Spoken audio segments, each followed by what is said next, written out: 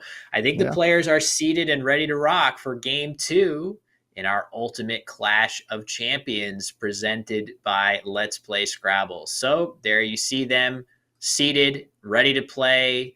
Jackson going to try to shake off that game 1 where things didn't start on the right foot, and Josh going to try to put his pedal to the metal here and extend his lead. Look at the way this game is setting up with Jackson going first, drawing the first blank, and Josh drawing one of these. We saw a couple of them actually for Josh in the first game as well. 6 consonants and only 1 vowel. So this is Yep. looking like it's shaping up to be a big early lead for Jackson.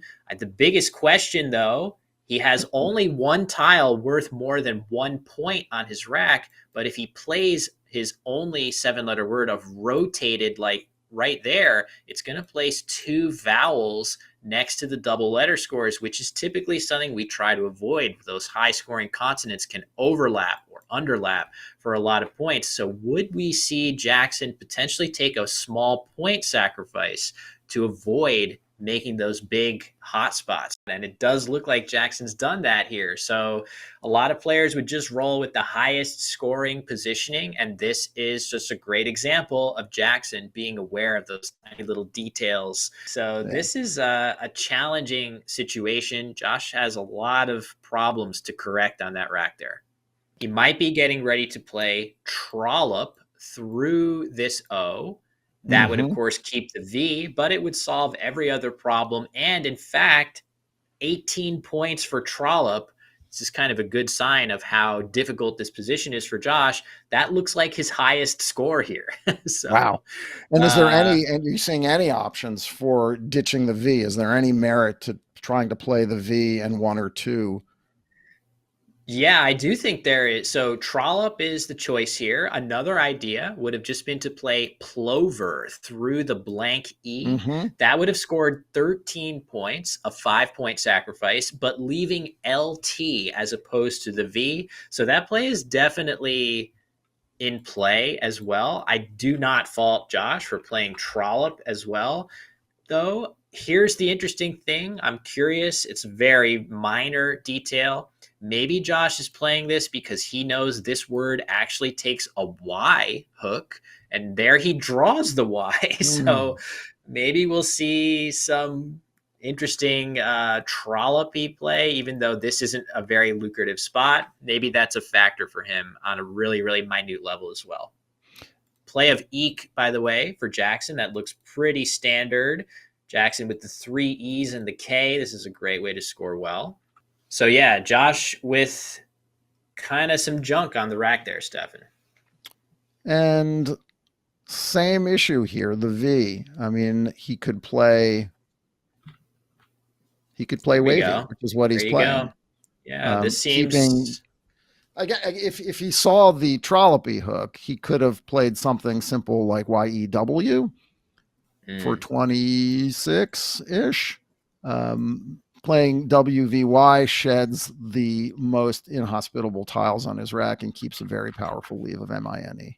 And now Jackson is about to extend his lead, a rack that really does not look very appealing, Stefan, with the double I's and double R's, but it happens that this one has the valid bingo. And that gives Jackson a quite sizable lead. But fortunately for Josh, I'm looking at Josh's facial expression, and I'm wondering what that indicates, because he has the valid bingo of omening available right here going down. 91 points on offer. The facial expression leads me to believe that he might be having some doubts in it. Josh is going with venoming. There you go. So lovely find. Yeah, all those parallels, but it does also reflect that Josh may have been conflicted about whether omening is good. This is a big point sacrifice. It's a very big point sacrifice, not just on the scoreboard right now, as Josh should be moving to 115. It leaves 15 scoreboard points on the table. We can see that Jackson's tiles are terrible, and he's going to have a very difficult time playing to either open triple. That's how terrible his tiles are. But actually, it's kind of a weird way that luck can manifest itself, Stefan. When you make a mistake, this should normally be a mistake, but it's actually going to benefit Josh here. Yeah, he should be getting punished for his failure to be certain about omening. And instead, he's going to wind up being the Exchanging. beneficiary because Jackson is exchanging, and Josh has to be very relieved to see that happen. We did see Josh crack a smile when Jackson traded, and I have to think that was related to having dodged that bullet. Yeah, you could just change almost any of these letters to something else, and you would be seeing plays like azote, azons, orzos. There's just like a lot of stuff that he's very close to say nothing of the other spot here. I'm sure there's some stuff. But oddly, it looks like he's likely to play in this spot. It seems like the only triple he can really productively use right now is the one he just opened, something like azo. A weird looking word if you're a neophyte, but a word you're going to see a lot in competitive Scrabble. This is tough because I don't actually think that Jackson has anything much better than like Alec through this L. That seems to be like the only way he can. Maybe Ale. Maybe it's Ale. Yeah, ALAE right here. That actually looks really good from Jackson's POV to shut down access to both triples at once. That And looks like still a really good play. 24 Yeah, for sure. points. Keeping CAN is pretty powerful. And even if you're sacrificing that E there, I guess, is there an argument to keeping the E and keeping ACEN, just playing Allah in the same spot for 5 fewer points? There is. I think that's very reasonable to consider. You do get a fair number extra for playing it, though. It's 5 extra points, which I feel like that would tip the scales for me enough to play it.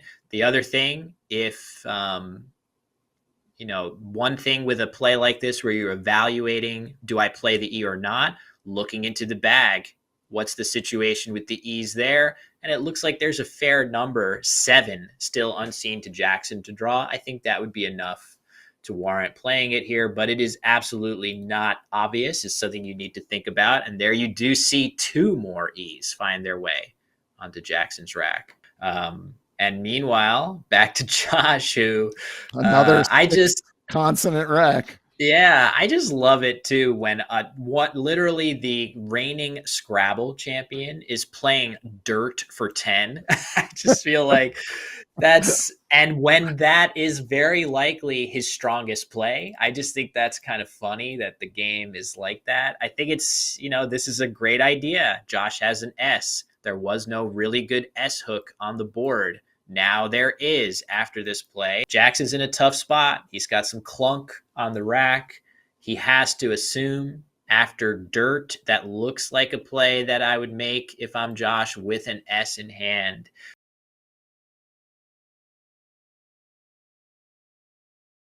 He is blowing up his rack a little bit here in a way that is really curious. Will, keeping VB, what do you think? I certainly don't love keeping VB, but I do love scoring 30 points somehow on a board that doesn't have very much scoring pop on it.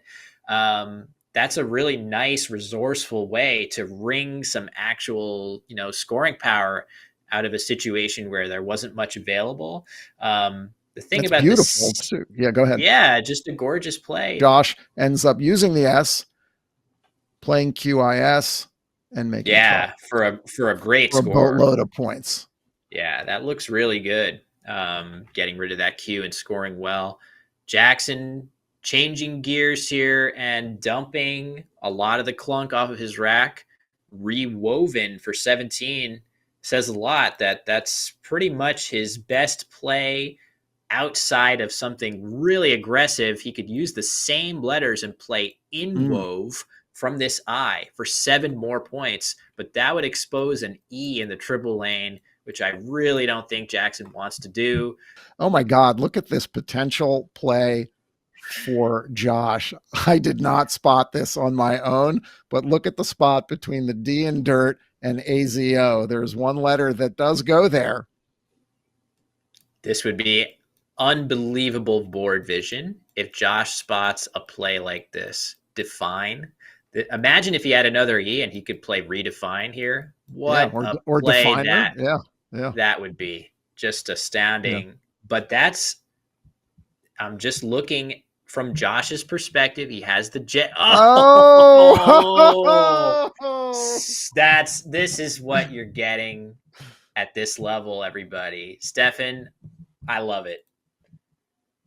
Nigel loves it. Nice graphic. Nice play by Jackson here, hooking the G to Greek. It's all Greek to me. Extremely consistent plays here by both players, finding every last opportunity on the board. Can't say enough how beautiful this play of define was, putting Gorgeous. The I in between Azo and the D. That's just so difficult to see a spot like that. Very, very impressive, and we know Nigel would approve. Also, so now right there. Oh, Josh. This is another little part of define that's actually really nice. You're getting a bunch of points, but also you're setting up a spot. Josh left JOR on his rack. You can dump the J, and now he's in good shape with that leave. Look at how likely he is to draw a bingo.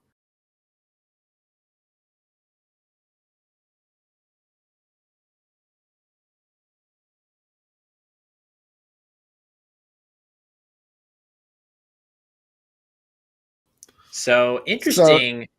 That's really interesting to see Josh spending his S here with Joe's. So he's getting 26 points for this, maybe hoping to redraw an S. I don't know what his thinking is here, because he did have some good scoring plays like Wob that don't score so poorly compared to Abbas and keep the S alive, which I feel like he kind of needs. Oh, but look at that blank draw for him. So things continuing to get interesting down the stretch of this game. Back to Jackson now, holding on to a narrowing lead with 2 U's and a Y. At least you were saying those U's hadn't come out yet, but there they are. All at least swarming. Yes, swarming both players.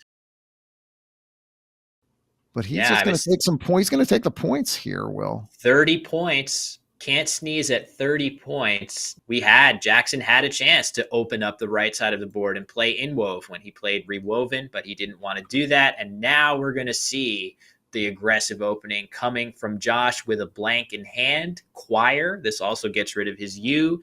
Josh has to know that getting rid of a U is absolutely paramount here. With 3 more unseen to him, he cannot keep that U on his rack and risk drawing a duplicate. So all those reasons make Choir a pretty good looking play to me, Stefan. And it slotting the I there below the double letter score, heading across to the triple, looks dangerous. But Josh kept a P and he kept an E. So if he can't bingo, he has the potential, if that spot stays open, which in all likelihood it wouldn't. But if it does, you got a place to score. And he is still trailing. He needs this volatility more than Jackson does right now. Yeah, totally agreed. Jackson's in a very tricky spot. He has no vowel that goes above this R. So it's going to be really impossible, literally impossible, for him to make a big overlap here. He only has the T that plays there in any case. Perhaps most annoying is that he actually has the D, which would hook to Choired, but he doesn't really have a useful play that hits the triple. We might still see him use this D hook now just to prevent Josh from playing in the spot you mentioned, Stefan, playing something like he has set up on his rack, Deucey, that would block plays to the triple, score decently well, and at least use 1 U. I think that looks like a solid play. DUCI is the top candidate because of doubling that C and getting a few more points. And keeping CUF would not have been advantageous to Jackson. He makes the correct play, accomplishes a lot, and his position of hanging on to a 50-plus point lead, even with Josh potentially bingoing, which Jackson has to realize is a possibility. He's going to have, at the minimum, it'll be a close game, like a tie game. The crazy thing for Josh in response, there are 2 tiles in the bag. He has one and only one playable bingo, which I expect him to see, of Pinitum from this eye. But I worry a little bit that scores only 68 points and could allow Jackson to score well, overlapping in response. If you actually look at Pinitum on the board, maybe if we quickly cut to the analysis board right now so we can show everybody how it looks. So here we go. Pinitum. Look at how scary this is with the F and H both lurking in the unseen tiles. You could easily see a very, very high scoring response. Just FOH or FAH in this spot is going to certainly score enough points for Jackson to outscore the 68 points he's going to get here. So 68 points for Josh here would put him up only by 12. And then a 48-point response here would put Jackson up by well over 30, 36. So Josh would need to make up a 36-point deficit with just 2 tiles. That does not seem particularly likely. So Josh is going to have to make a difficult choice here. It's agonizing this late in the game to pass up a bingo when you have one, but it feels like doing so is almost necessary for him to maximize his winning chances here. If Josh plays 1 tile, there will still be 1 tile in the bag for Jackson to contend with. If Josh plays 2 tiles, Jackson will have full knowledge of Josh's rack and will very likely be able to find some kind of blocking play in this area that leaves Josh with nothing. One thing I would want to point out also, 2 S's unseen to Josh. We know they're both on Jackson's rack, but maybe Josh is going to pin some hopes on drawing one. Maybe there's a way to draw a play down here. Now you're in a situation where if Josh has an S draw with some other tile, he might threaten a bingo here and here that will be extremely difficult, if not impossible, to block. I'm going to go out on a limb and say impossible to block. So that could be something where Josh elects not to play Pinitum, tries to draw S and then some other combo and set up 2 spots that will allow him not to give up that 48-point play that he's going to do after Pinitum. We haven't seen, I don't think, Josh set up Pinitum on his rack. I would be surprised if he didn't identify it and in his head knows that it is possible, and is working through this very conversation that you are having. Let's also point out Josh down to 50 seconds. He's going to play it. Yeah. Makes Again, sense. The clock comes into play here, Will. He's under a minute. Totally agree. This is definitely a play. You could see him scrunch his face up making this play as well. Of just like, I can't permute any longer. There's just no time. Josh is up to 381. Jackson's going to see soft as he's got it set up. A player again at a slightly lower level might not see that and just play FAS above in the E next to the E in Pinitum. That's still probably enough. Yeah, that's definitely. Surely enough. That's 30 plus, 33, 36. Yeah, just looking at the GH on Josh's rack, there actually are not a ton of great places to play it. I mean, something like Hog that scores almost nothing. GHI, Gi also scores almost nothing. And those are really the only plays available after a play in this spot right here. So Jackson is poised to equalize this series at 1 game apiece. I don't know why I thought anything different was going to happen, Stefan. Yeah, me either. Oh, and he's just going to play FAS? Yeah, is it possible maybe he's unsure of softas? Some level of doubt. Yeah, maybe some level of doubt. Yeah. We know he saw it. It was definitely there. Also worth noting, cool option for him that I'm sure he knows would be Fossa down there, Set that up as well. the lower left. So just going with the word he's 1,000% sure of instead of anything that would risk it. But I'm fully confident that if he had to play Softas to win this game, it's going down for sure. Yeah, I mean, he certainly knows that softa is an acceptable 5-letter word. The question would be, is it a noun? Does it take an S? And that may have been, there may have been a kernel of doubt there. And he knows that he doesn't need to play it to win. So why take any chance at all? Looks like Jackson has hit his clock. This game is going to end momentarily. Let's take a second here, Will, to thank everyone that is making this possible today. Let's Play Scrabble. Go to the website, letsplayscrabble.com. You can learn more about competitive Scrabble, upcoming tournaments, watch other streams from previous events. Thanks so much to our producer, Josh Greenway, and Kieran O'Connor of Let's Play Scrabble for making this happen. Yeah, great to see such a huge audience out in force to watch these two amazing players compete.